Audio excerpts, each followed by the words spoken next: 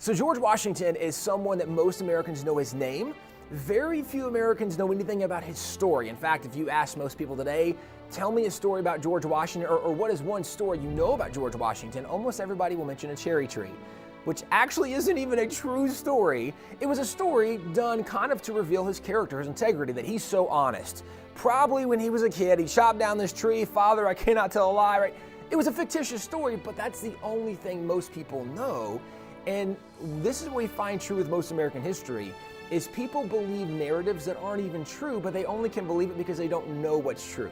So when people look at George Washington and think that he wasn't a man of character, that he lacked integrity, that he had affairs, right? I mean, you can go down the list of this guy. I would quickly acknowledge he wasn't perfect. And in fact, it's worth noting that the starting place, anytime we look at any historical figure or any people group or any nation, our starting place always should be that all have sinned and fallen short of the glory of God. Right? That should be the starting place. Everybody needs Jesus, but what that means is it shouldn't surprise us if we look at George Washington and go, oh my gosh, he wasn't perfect. Well, that should be the starting place.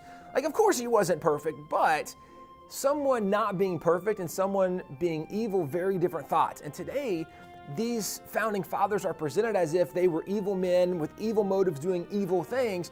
And although there were some founding fathers who weren't really good guys in some levels, we can acknowledge that, that's fine. That's not the majority of them, and it certainly wasn't George Washington. And so a lot of the narratives presented about George Washington can only be embraced by people who don't actually know who he was and know his story. Because when you begin to study the story of George Washington, his character, his integrity, even his faith becomes very evident, and it's a very different person than what we are often presented with.